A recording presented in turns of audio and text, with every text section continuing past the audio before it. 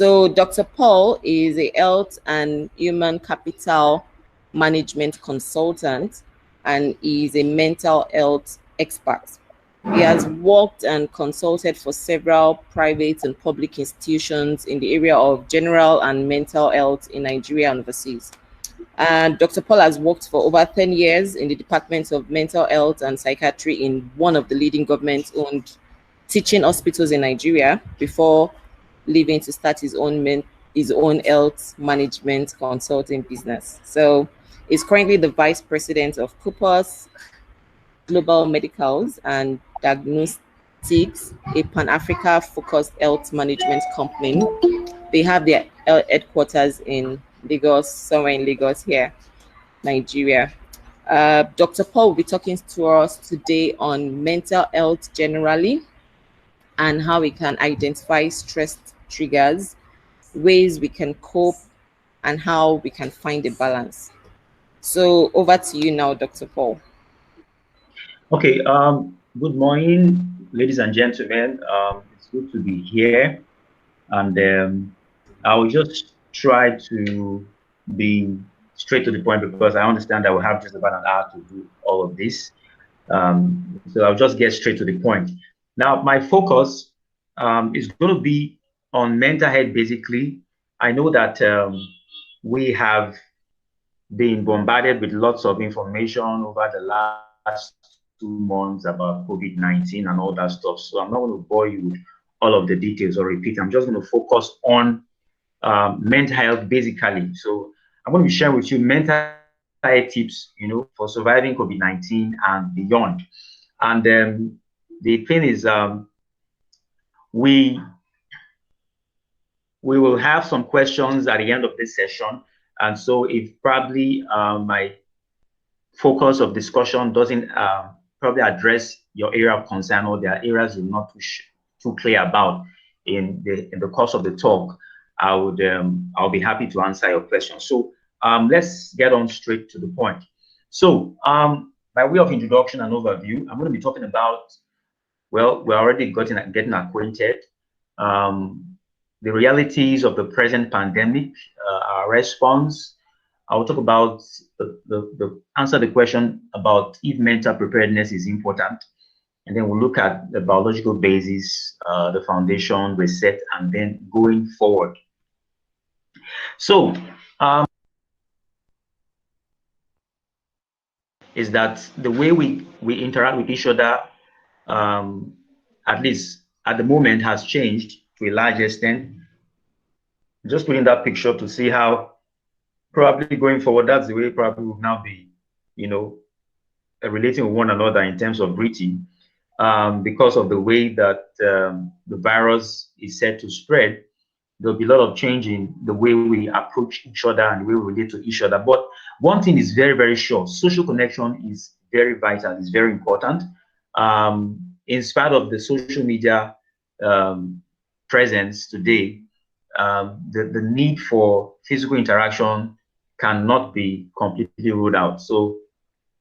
But then the way we interact will definitely change, and depend on how the whole virus pandemic goes.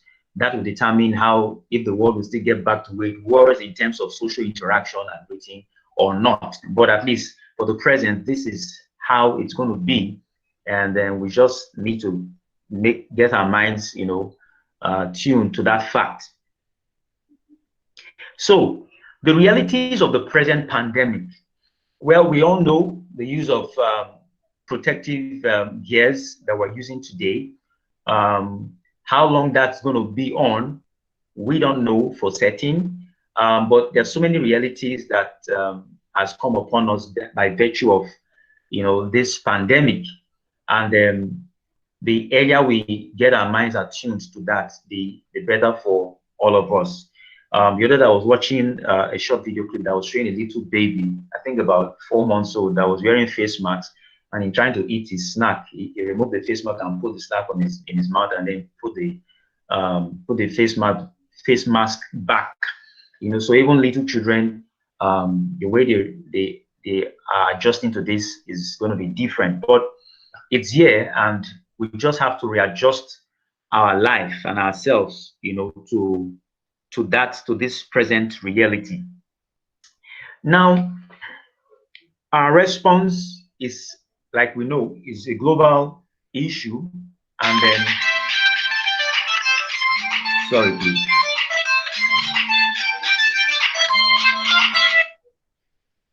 So, so our response, like I just shared, is something that everybody is affecting everybody, and it's a global response. A change to that, like you can see on the picture on the screen.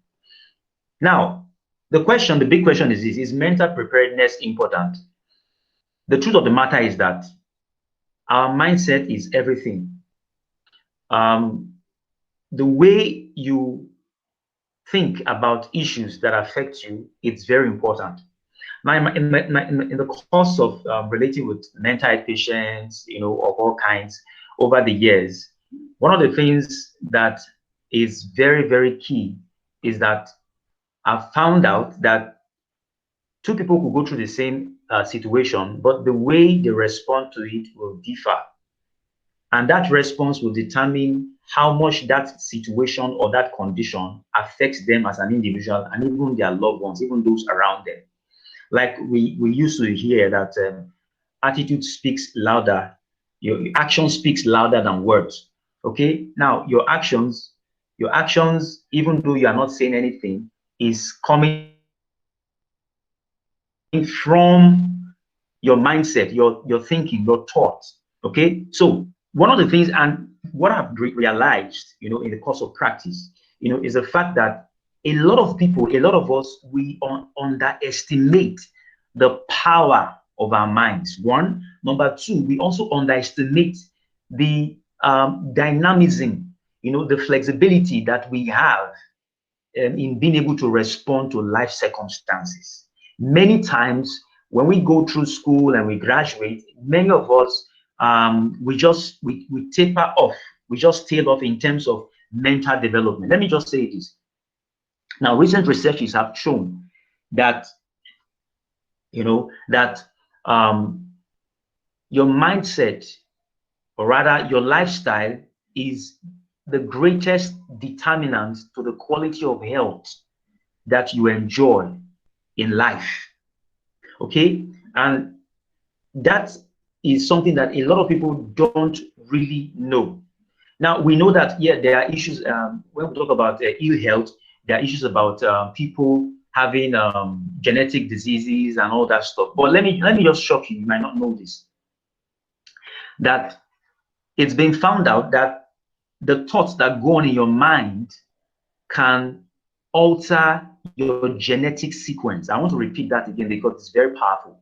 The thoughts that go on in your mind can alter your genetic sequence. In other words, the chromosomes, okay, the production of chromosomes, which is what determines what we express in our physical bodies, can be altered by virtue of the thought processes that go on in your mind. Now, you may notice that in recent times, there's a lot of talk about mindfulness, about meditation, and the increase in awareness about mental health. The reason is because a lot of researchers have linked the quality of our health to the quality of thoughts that we carry. Let me say this. Now, before now, we used to think, in medical science that, when we get to a certain age, the brain cells, okay, our neurons, our nerve cells, they remain virtually the same. But you know what? It's been proven over time and in more recent time that the brain cells, the human brain cells, have high degree of change, high degree of the ability to change itself. We call it neuroplasticity. Okay, the ability of the neurons. Neurons are they just basically nerve cells, just like you have kidney cells, you have lung cells. Okay, neurons are your nerve cells. Okay, the nerve cells in the brain. So the nerve cells in the brain have tremendous ability to change. Okay, and that change is in response to the thought processes that go on in your mind. So now that brings me to the biological basis. Okay, now biologically, now we now know very, very clearly by lots of documented research that when you, the thoughts that go on in your mind can affect, like I said, not only the change in the nerve cells in your brain, but also the signals that your brain, the brain is part of the nerve, what we call the central nervous system, okay, the brain and the spinal cord, okay. Now, the signals that go on in all parts of your body, they get directions from your brain. Now, watch this. The thoughts that go on in your mind, they give directions that your brain now decides the signals that it allows your body to release. For example, the hormones that flow in your bloodstream, okay? The hormones, they are chemicals that flow in your bloodstream. They cause different part of your body to function. For example, when you eat, the hormones are released, chemicals are released that leads to the breakdown of food in your stomach, okay, in your gastrointestinal tract. All of those things, they are regulated directly or indirectly by the brain. Now, I'm sure we have heard over the course of all of this pandemic, how the fact that the fear of the pandemic itself is even more dangerous than the virus that we're encountering.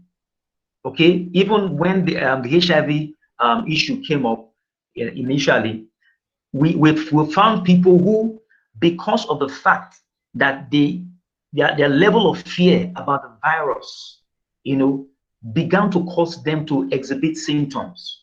In fact, there are people that, in some cases, whereby they are told a certain news. Let's say, for example, they are told about the results of their lab test, and somehow it turned out it was a mistake. Somehow, maybe communication gap. Maybe the lab, something was interchanged or whatever. And at the end of the day, the person was given, or told about the lab test result, implying that the person has a disease or what have you. Now, if that person carries that thought in his mind, do you know that that person will eventually develop symptoms that line up with that disease?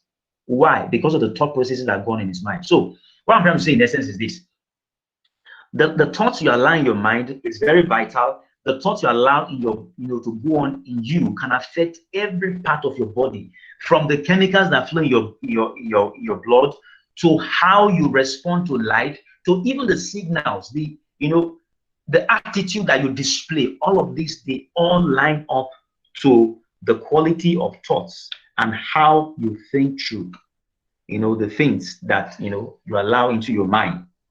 So I want to go on to the next point of my presentation, which is the foundation. Number one, your self-awareness and self-image is very, very important.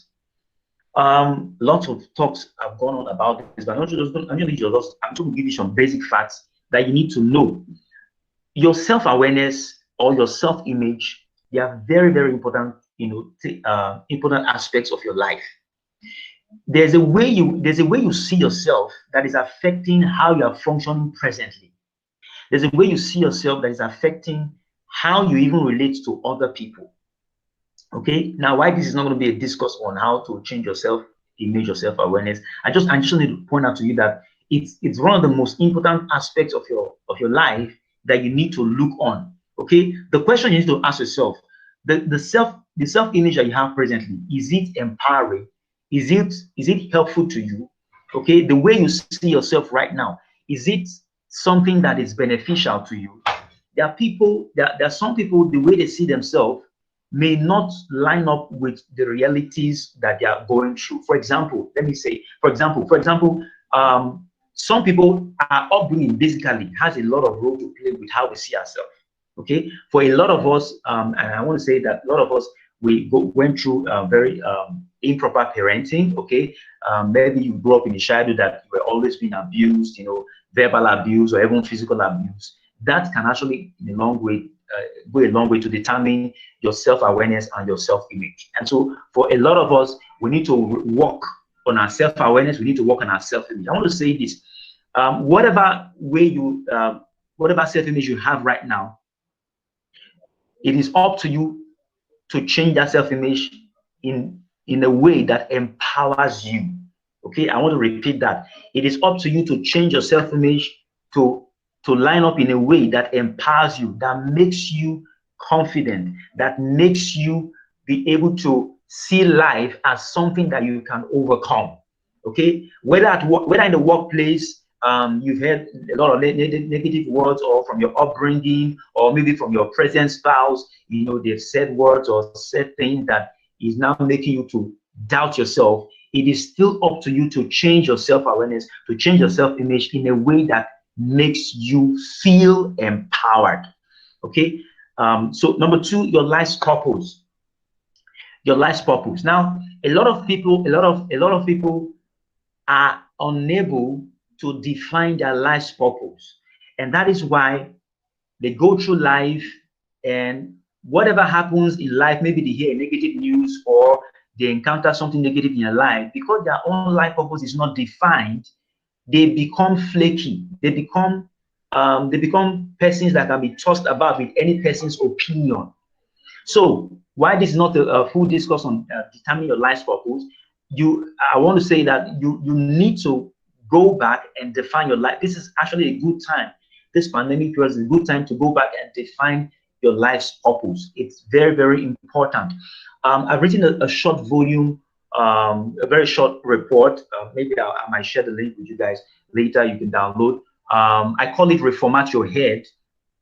Okay, how you can actually, there are certain habits you can incorporate into your life that can help you clarify the thoughts, that go on in your mind, and be able to achieve mental clarity.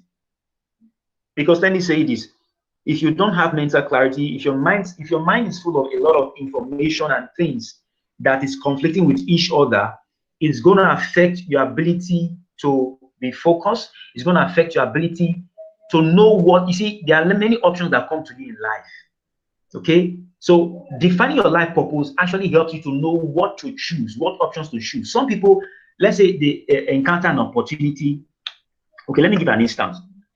Some time ago, a friend of mine, a doctor friend of mine, called me and said, "Oh, some results I was having in terms of my personal interaction, in terms of results with certain persons, So I just shared with one of my doctor friend and was like, "Oh, doctor, but why don't we open an hospital?" And you see, why his proposition looked good, at that point in time, because I've taken time to define what my purpose is and what I'm out for. It wasn't an attraction to me. Yes, yeah, well, we have all whatever it takes to make that happen. But you see, sometimes good ideas can be very good, but if you have not defined your life's purpose, and it's not difficult, okay, I will share the link for you to download that document. It's going to help you, because if you do that practice over a period of time, you will be able to clearly, even if it might not be so clear right now for you, but if you use that document, it's going to help you to define your life purpose. And once your life purpose is defined, you will not feel bad even when some opportunities come that look very good, because well, this is not my line. Okay, life is large. Okay, but if your life purpose is well defined, you will know what things to go for and what things you need to avoid. Okay, that's enough for life purpose. So now, the foundation, your mental habits.